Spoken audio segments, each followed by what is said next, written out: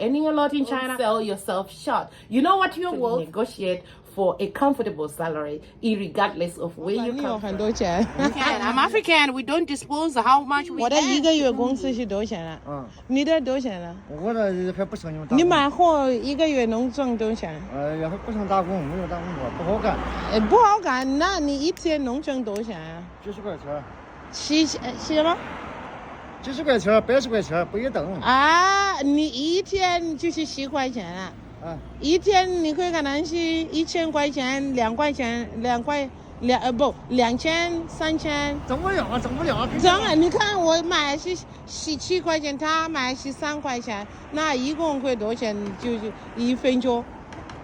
哎呦我了！女生很多很多，比我很多。我一天50块钱，你一天2000多啊，是不是？我给你拉上卖货吧。可以，我们换货可以吗？你做我的工作，我做你的工作。可以。我觉得我每天赚很多钱，老板你有很多钱。So this is a normal phenomenon. When you buy or as a foreigner, you buy things like I just buy these oranges for. Anyway, that's typical. As a foreigner, Chinese people would like to know how much you earn and stuff like that. So it's a question I get asked a lot. And nowadays, I don't reply and I don't tell them, I'm African. We don't disclose how much we earn, you know. So I just try to throw back the question back to him. And normally they don't want to answer it. And I don't know.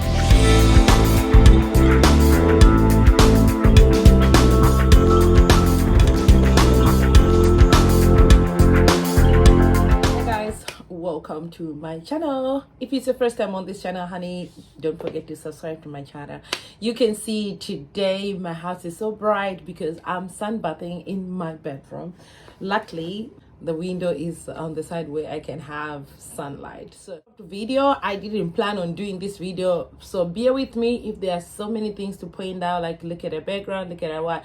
I'm somebody who just do videos at random. I don't plan on, I don't write a script, I just talk to you guys and tell you the real deal of things without sugarcoating them.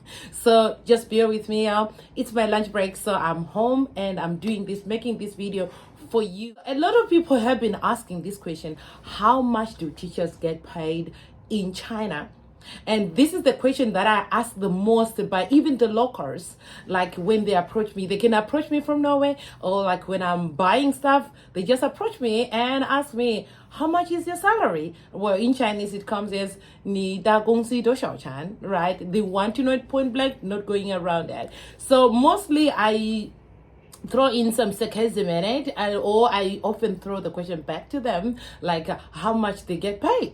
So in today's video, I'm going to be addressing a bit of an issue. How much am I paid as an English teacher in China? And by the way, I'm not speaking for everybody. As you know, schools are different, and the major concern that Chinese take when they come to their payrolls and paying are also different. So sometimes it goes on, we touch on your experience, we also touch on your nationality, we also touch on your skin color. Yes, your ethnicity is also something that may determine on how much teachers are paid. Like, it may sound rough, but yes, you may be doing the same job, but depending on where you come from, it may so determine how much you should be paid, on what pay grade you should fully.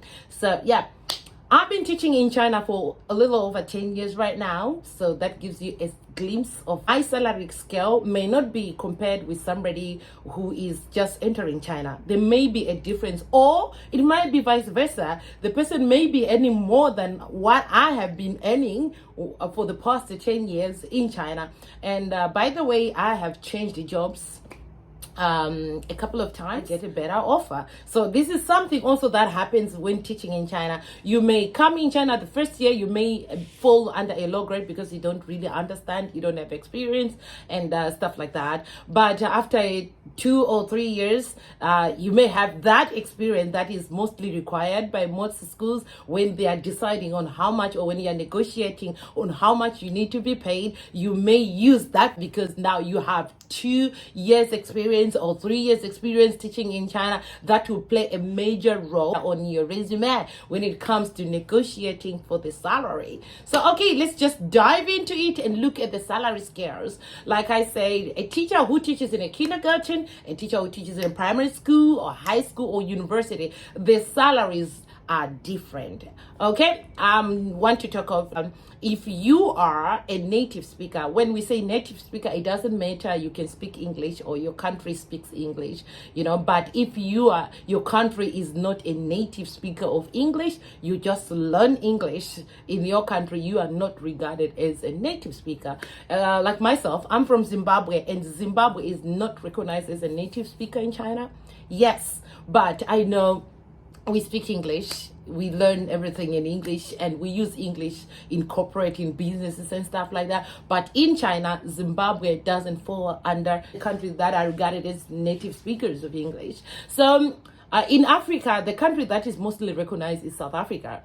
Yeah, South Africa is recognized as an English-speaking country, whereas the neighboring Zimbabwe is not recognized at all. So that may be a problem also when you are talking of the salary or negotiating the salary. Some job description will come in stating the fact that they want a native speaker.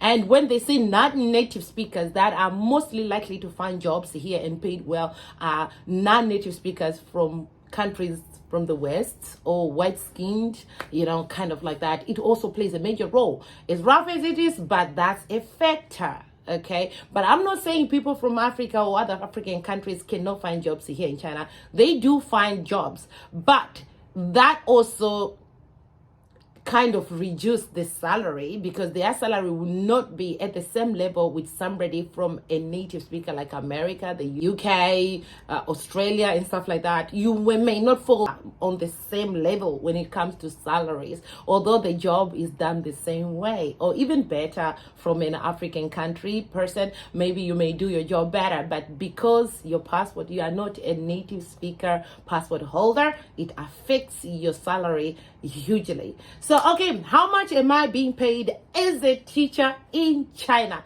After all this has been said, like I mentioned earlier on, I've been teaching in China for a little over 10 years. So I always argue and negotiate my salary based on my experience teaching in China. I don't really struggle to negotiate for that. So that's something. So all I can say, I may not actually dispose like, okay, let's just, like in that case, when I approach markets, like you hear this man saying, I approach a market or a place, people ask me, sometimes I'm judged based on my appearance or things that I may have. People may judge me and think that, oh, this girl might be earning a lot of money. But I can say, guys, do not worry much about how much you're going to earn, but worry much about your budgeting style. Someone can be earning the lowest salary in the world, but they are able to do a lot with that. So you cannot judge someone's dressing, someone's car, or someone's place of stay and you judge them thinking that maybe they are earning a lot in China, they may be earning the lowest salary, but it all comes down to how you plan on how to use your money, So don't usually judge a person. Like we say, don't judge a book by its cover, because I have this or that, or the person has this or that, so you may judge them where they don't belong. So it all comes down to your financial management, how you budget, how you plan your things and stuff like that. All we can work out for you. But trust me, everything that you get all comes down to your negotiating skills, regardless of where you come from, your negotiating skills. And if you happen to have the requirements to teach in China and you qualify to get a working visa in China, I'm sure you can actually negotiate for a comfortable salary, regardless of where you come from. You are able to. And another thing, before you state your salary or what your expectations, don't be shy to ask around. Don't be shy to ask people. Do a research, or if there was a previous teacher in the school, try to find out who it was and how much he or she was being paid. It can also help you and strengthen your your negotiating stance when it comes to that. So do a negotiation slightly. I'm sure there's so much to offer, and like I said, it all comes down to what you have to offer and your ability to negotiate. Don't sell yourself short. That's what I can say to you guys. Don't sell yourself short. You know what you're worth, so try your best. Even if things doesn't work out, don't act desperate, especially if you're from a non-native country, because by that it's another way of most schools to downgrade how much you're worth. All by using your nationality, they want to pay you low, but you know how much you're worth, baby. You know how much you're worth. So don't try to sell yourself short, and don't be desperate. Don't be desperate. Try to sell yourself where you feel comfortable. Don't be intimidating, right, native speaker, but you have all the experience, you have all the qualifications, you qualify to have the working visa here, and have you have the requirements, baby. So exercise your negotiating skills, stand your stand, because in China it's more like your confidence. Be confident when you're introducing yourself. If you feel like you're not comfortable with something, because it's hard to have a salary increase once you sign a contract. So it means you may sell yourself short, and then you realize that you are being paid half of what you was, but then you cannot change that contract. So you might end up not enjoying your job. So the best advice I can give you today is do your research before you even interview. Do a research about the school, know what they do. If they can, I'm sure you can find out online. Things are there. There's enough information online these days.